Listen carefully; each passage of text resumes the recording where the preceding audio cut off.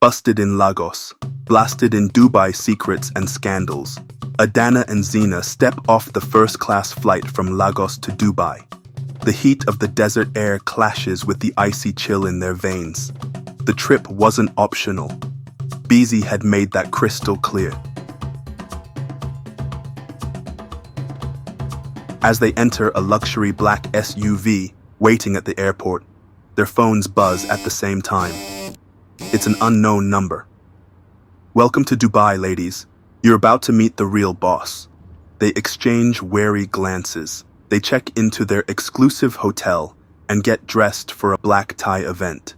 The SUV glides through the glittering cityscape before arriving at the Zenith Tower, a private, ultra-exclusive skyscraper. The entire top floor belongs to the owner of Lux Prestige. Tonight, they would find out who he is.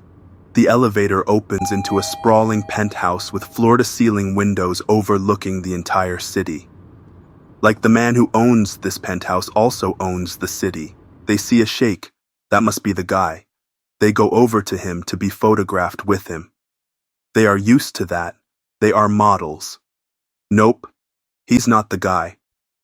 Looks can be deceiving, huh? The man waiting for them is nothing like they expected. Nikolai Volkov, Russian, late 40s, billionaire. He looks like a shark in an expensive suit. Standing next to him, BC, statuesque, herself, a former model. She is ultra comfortable with him sipping champagne. How did she get there so fast? Private jet. They would find that out later. Nikolai, smirking. The infamous Adanna and Zina. "You made quite a mess for us back in Lagos. We don't treat clients like that. And we never expose them." Zina folds her arms.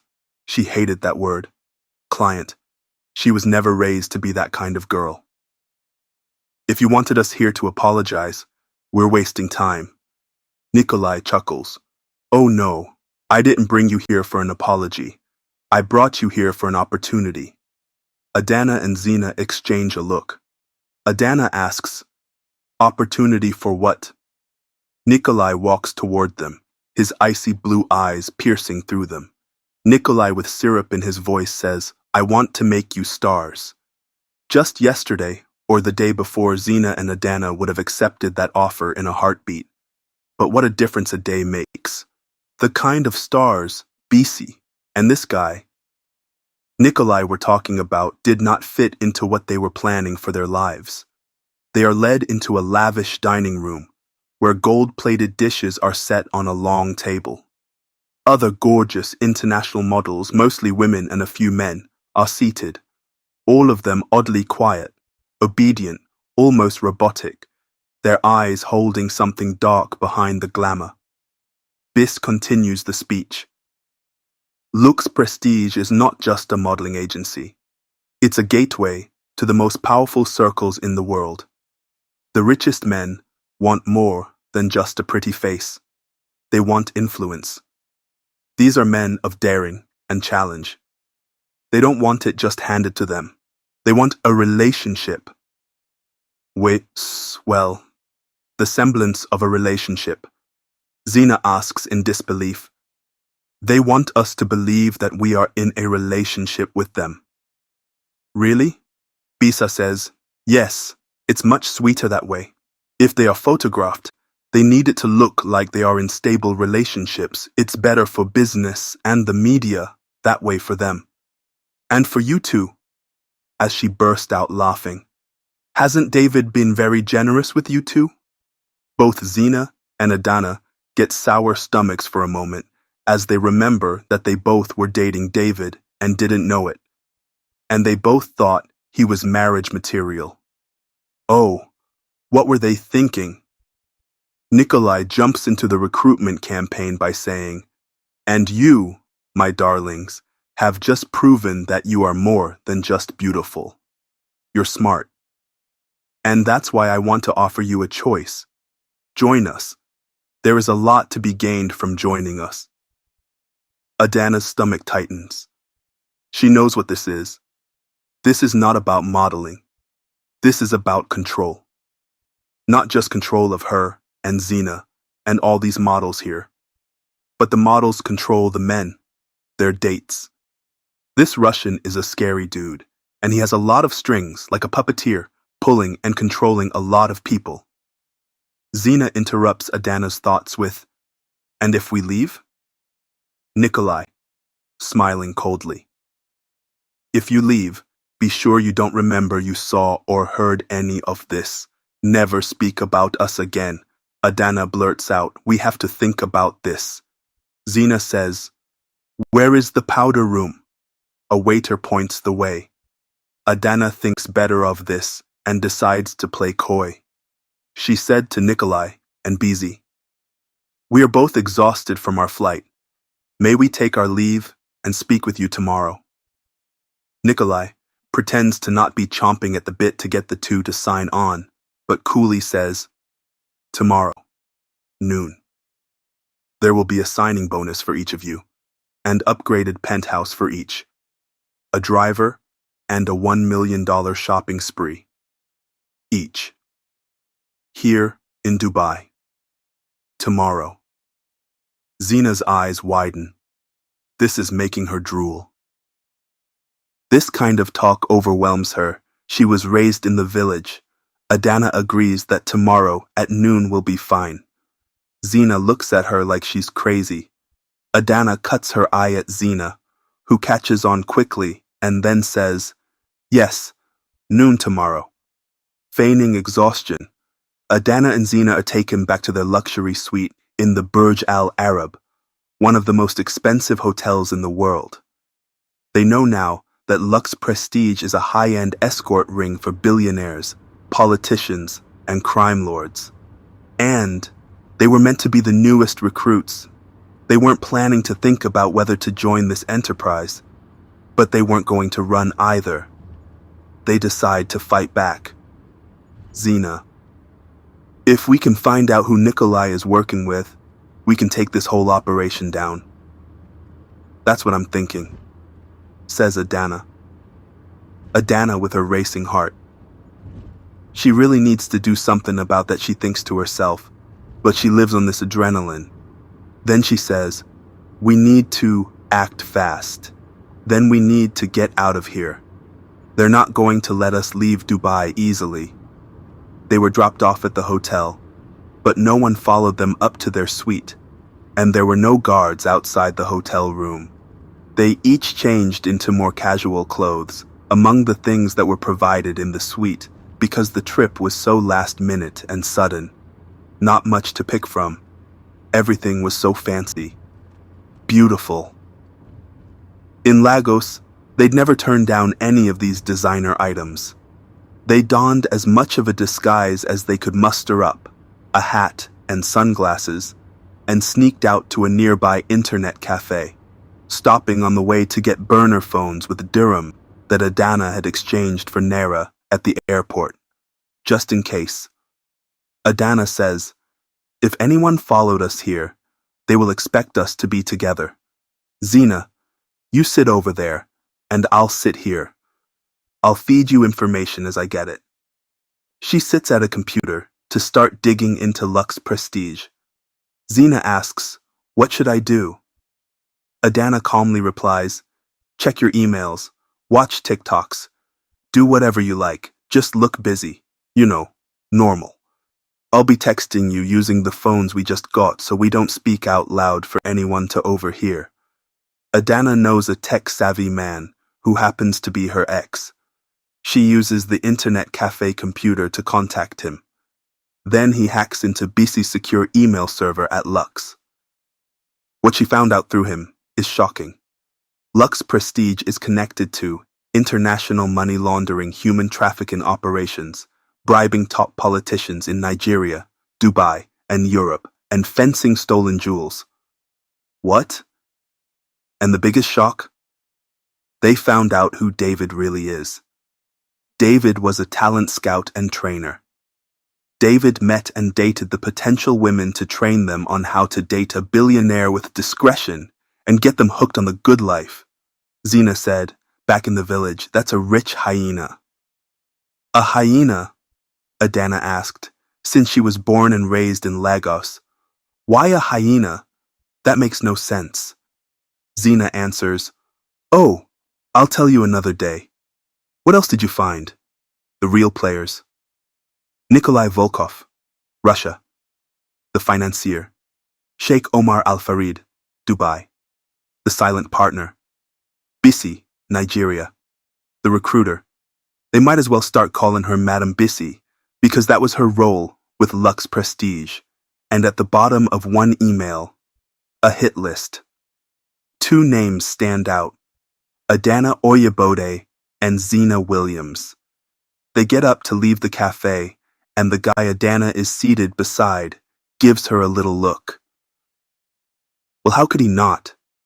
She's a supermodel. Then his eyes find Zina, and he thinks this must be the best night of his life. Then both women gather themselves and scurry to the door because they are not escorts. So they need to stop responding to these men who are giving them flirtatious looks. Just outside the cafe, Zina blurts out, "These people are soul hunters. OMG. Ironically, Adanna, who has the racing heart, says to Zina, "Calm down. There is always a way if we think clearly. Calm down." Adanna and Zina now have proof, but if they don't join that criminal organization, they are planning to kill them. Zina says, "We have got to get out of here before they silence us. Adanna, we need to get out of Dubai, now." They destroy the burner phones, pack only what they can carry, and race to the airport to get the next flight back to Lagos. But when they reach the airport, their names have been flagged.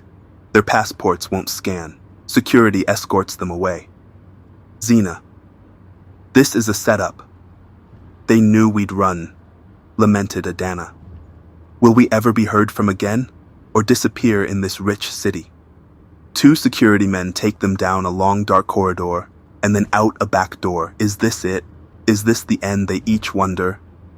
Looking bewildered, instead of being arrested because their names were on a no-fly list, they are thrown into another black SUV, and waiting for them inside? Bissi. Not again, mumbles Zina.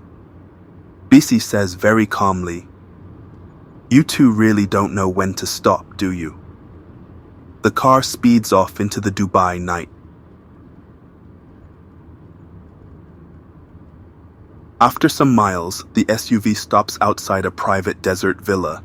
It is massive but isolated, deadly. Inside, Nikolai waits, sipping whiskey. The sheik is there, and some others. Bewildered, Adanna and Zina wondered if they convened the penthouse party over at the desert villa. Nikolai, "I warned you. Oh, ladies, I warned you. David is there." He appears out of nowhere. Nikolai is silent, like he's giving David his moment.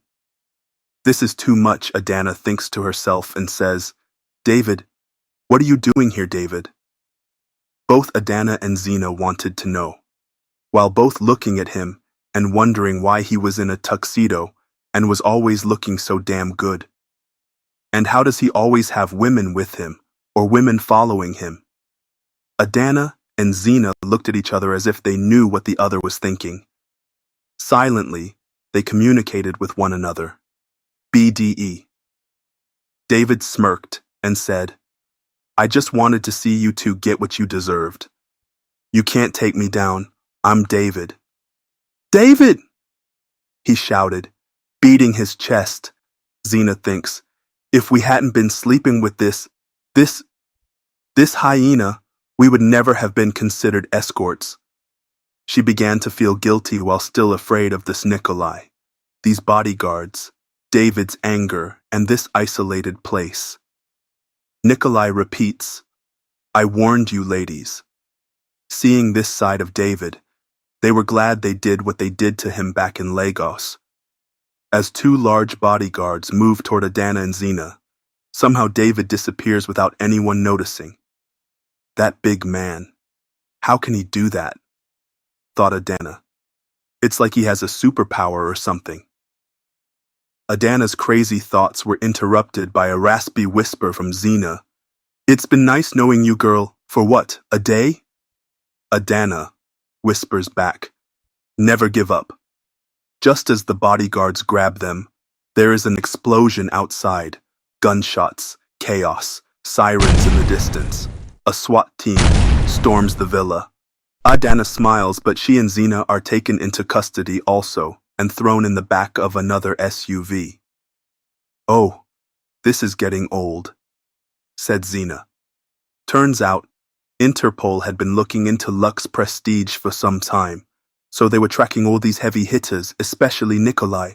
The moment their names were flagged at the airport, Interpol sent in operatives. The man next to them at the coffee shop wasn't just a regular guy. He was Interpol. Adanna hadn't hacked any computer. She suspected that they'd be following them, so she didn't want to leave a digital trail. The guy next to them did the hacking and fed the information to Adanna through her earpiece, who texted what she found to Zina. Nikolai, BC, and their entire operation are exposed, except for David. Where had David gone? Adanna and Zina walk away untouched. They were secreted away from Dubai on a cargo plane that was set up for them by their coffee cafe friend. Their names cleared, their lives finally their own. Back in Lagos, months later, they sit in a private rooftop lounge, champagne glasses in hand. Zina sighs to Adanna or to herself, or to whoever is listening. "So, what now? We have our lives back, but what about our careers? Man, we had such good jobs before." "Zina, that was a horrible job." "Yeah, it really was," admitted Zina. "Now this is what we will do. We start our own agency. We will go with that same theme. Models who are not models, but are secret agents. But this time, Zina, we're in charge." They clink glasses. "But wait a minute," Zina asks. "How are we going to learn to be secret agents?" The end of Busted in Lagos. Secrets and Scandals, Part 2. Will Adanna and Zina start their own agency? And where has David gone? Thank you for viewing Africa Untold Tales. Be sure to subscribe, like, and share to keep the stories coming.